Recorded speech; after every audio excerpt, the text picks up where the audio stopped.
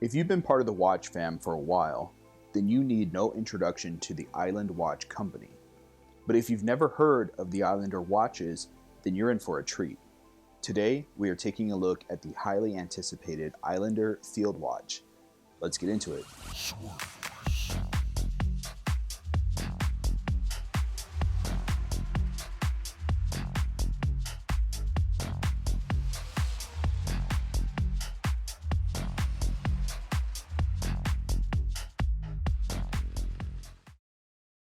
What's up, Schwartz Force? Welcome back to the channel. I am so excited to be sharing with you this Islander ISL-40, which is the new automatic field watch from Mark over at the Long Island Watch Company, a popular micro brand amongst the watch fam. And I'm going to show you why this watch is the best value field watch that I've seen at its current price of under $200. First, I got to give a big shout out and thank you to Mark for allowing me to review this watch, which is on loan, and also to Miguel at SoCal Watch Reviews and P. Ross at Ross Wristwatch Love, as they put in a good word for me with Mark to allow this to happen. So if you're not already subscribed to their channels, I'm gonna link them all down below for you. Go check them out. Now, in case if you are new to the channel, my name's Dave. May the Schwartz be with you. And hey, did you know it's a great day to wear a watch? Today I have on my regulator. This is the Aguilar Themis watch, and I have yet to do my review on it because I just can't find any information on this brand, and I want to do the best job that I can, so it's coming soon. But let's go ahead and turn the camera around and see if this watch lives up to the hype and the praise that it's been receiving lately. Let's get into it. Okay guys, don't forget to subscribe to the channel to see more videos like this, but here it is, the ISL-40 with the white dial. They also have a black, blue, and green dial option to select from, but in my opinion, this white dial version is the most versatile when it comes to straps, and also I think it's the best in terms of visibility. The packaging is pretty standard to me, but to be honest, I'd rather get specs and bang for buck instead of a pretty box for the watch to arrive in. Perhaps that has changed over my time with collecting, but I know some would disagree and like to see a bit more in terms of the boxing. Let's talk measurements and specs first. This watch has a case diameter of 39 millimeters, lug-to-lug height of 48.5 millimeters, and a case thickness of only 12 millimeters. I think this is the perfect sizing to maximize compatibility with the variety of wrist sizes that are out there. It's big enough for larger wrist gens who can't wear under 38 millimeters, but small enough for smaller wrists to prevent overhang. The lug width is 20 millimeters, so that also maximizes options for strap swaps, which we'll get to here shortly.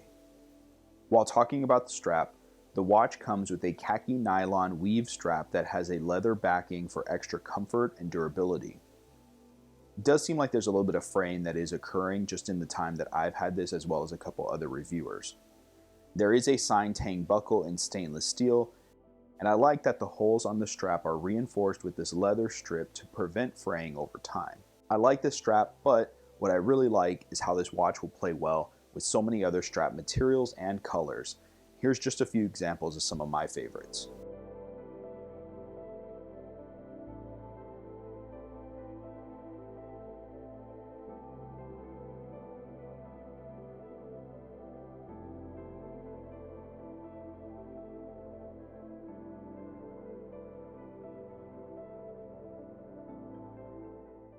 The case is constructed of 316L solid stainless steel and has an all brushed or satin finish. I think for a field watch, that's the best look to go with, and I love the finishing on this crown. It's just the right size for this case, and it has an aggressive but not sharp coin edge, which allows for an easy grip when screwing the crown in or out. And I have to say, this is probably the best finishing on crown threading that I've ever experienced on a watch that's under $400. It's so smooth, it's not gritty at all, and that screw down crown is a must since this watch lacks crown guards, and it also helps with reaching that 100-meter water resistance rating that the watch has, as you can see indicated here on the dial just above 6 o'clock, along with indication of automatic movement. Speaking of the movement, we can see here through the exhibition case back covered with mineral glass that the automatic movement powering this watch is the tried and true Seiko NH36A. That allows for hand winding and hacking of the seconds hand. It is vibrating at 21,600 vibrations per hour, and we see that this particular movement is getting an average accuracy rating of -6 to -10 seconds per day, and has a beat error of 0.2. Now, that's within spec for the SoCal movement, and not bad in my opinion. This movement does have a date complication, which you can view at the 3 o'clock position on the dial. Legibility is clear due to this flat sapphire crystal applied to the watch, which does have anti-reflective coating applied. Looking at the dial, we see a well thought out design while still maintaining a classic field watch aesthetic that keeps function in mind as a priority. One word to summarize this dial, in my opinion, is contrast. Everything is crisp, and there's no blending of colors or shapes. Along the chapter ring, there are simple stick minute markers shared between triangle indices at each hour and rectangle indices at 12, 3, 6, and 9. Large Arabic numerals are printed at each hour. Then we see a subset of smaller Arabic numerals that are printed further in the dial for military time indication. The date window at 3 o'clock is not an afterthought in this design, as you see this thin, clean date box that outlines the window, giving a more polished and completed look. Island watch branding is simple and printed just under 12 o'clock. It's unobtrusive, but having it avoids a sterile dial look. Some like the look of a sterile dial, but I personally prefer a branding logo or name. The watch has a simple three-handed design with sword-shaped minute and hour hands.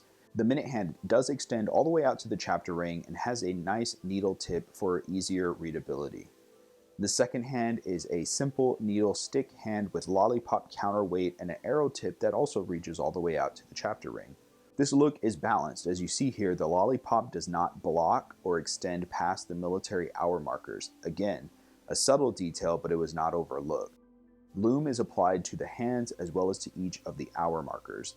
The lume is bright and lasts for a decent amount of time before fading to a faint but still legible glow.